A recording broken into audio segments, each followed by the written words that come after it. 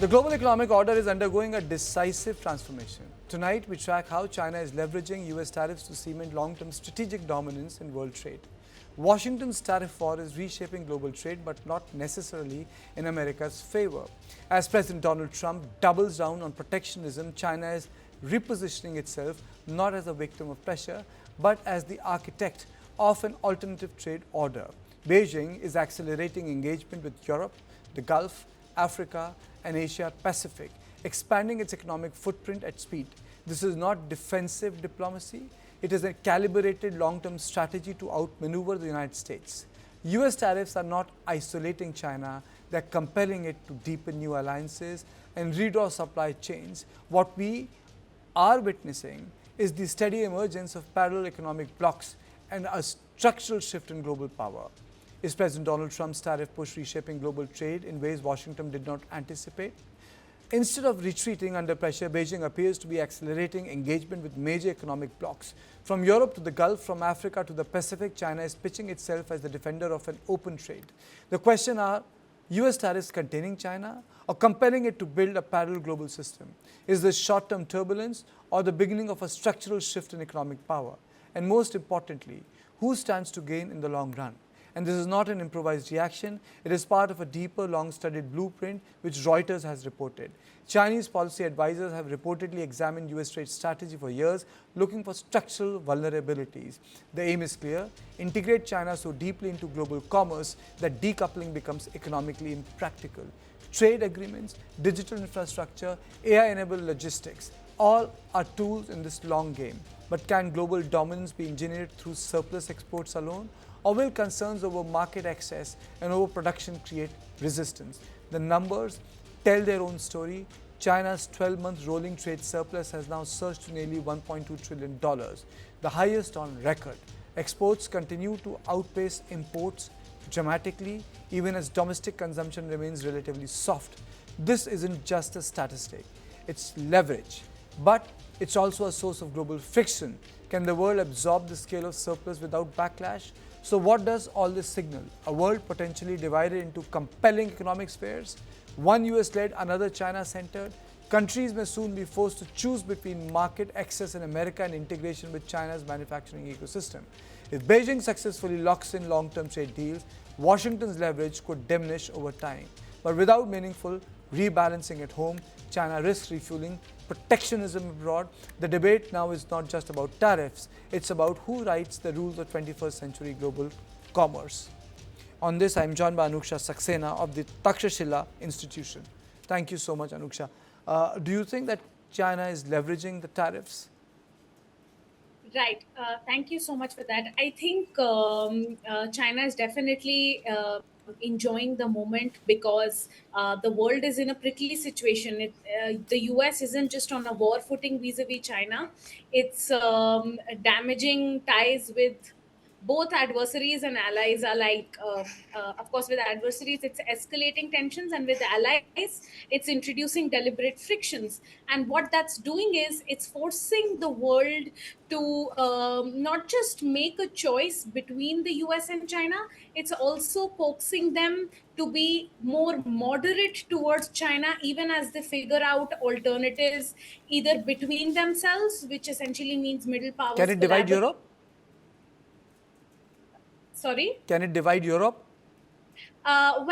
Most definitely. In fact, closer ties or de-risking with the US has been a question that has always underpinned EU strategy and policy making. Of course, today that divide is becoming clearer because now the EU has introduced a rearmament program, among other things, where the money to be invested in de-risking from the US is extremely high, and not all countries can meet those demands because it creates a significant debt challenge. So defense, among other things, today has created persistent differences in the EU, which could mean that while some countries would want the status quo to carry on, some countries would want the US to constantly be the overarching power that looks out for the EU, both economically and in terms of security. Others would want to take up the position of leadership because they would have the money to invest in the kind of ambitious programs that the EU wants to. Are we looking at China's fare in the world today? Because there's an American retreat, but it's a very aggressive American retreat. Right. I think again the question or the idea of a China sphere, I look at it very skeptically always, because I do. While I will agree to the argument that the U.S.-China competition is causing market fragmentation and it's causing countries across the globe to either look internally or to look to each other. I don't think the new world order that we're entering is one where China is effectively replacing the US or everything the US was doing. I still believe that it's going to be more about choice and about systemic bins and the fragmentation therein, more than countries having to listen to China the way they did to the US in during this unipolar moment that lasted up until You are a China watcher. China has become more aggressive. Their diplomats have become more aggressive. Their social media profiles are far more aggressive. That's not the China of Deng era. This is the China of Xi Jinping's era. But do you think that this will lead to more violent confrontation, or you think that China will avoid it for some more time? Right. I think if by violent engagements you are referring to an invasion of Taiwan, then I think China has important internal reasons by which it cannot possibly think of taking over Taiwan or attempting an annexation strategy in the coming years, maybe 10 years down the line, but not in the immediate term. But I do think what has happened because of the economic foundations laid during the Tang era and then under the Jiang and the Hu Jintao eras, what that has done is it has brought China to this position today where it has the capability to be the world's biggest manufacturer, it have an established defense industrial base. So no one's arguing here that China isn't extremely powerful under Xi today, but and I think that is going to manifest itself in military provocations in the form of under the threshold kinetic means. But if you're thinking war, I would tread lightly on that for the next 2 to 3 But years. then but opposition to the America has become much more vocal. I mean, even if you say that there is an overproduction, what difference does it make? They still have a 1 trillion surplus. Right.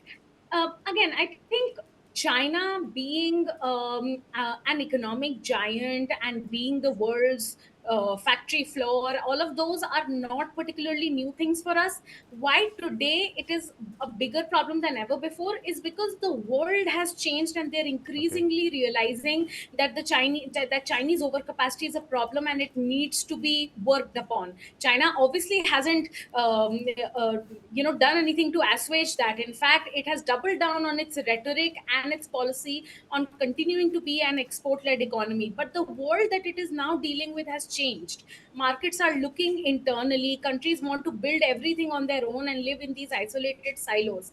That creates all the more hostility, which I think somewhere or the other makes China more aggressive and kind of a hindrance to rebalancing. Okay, I've really run short of time. Thank you.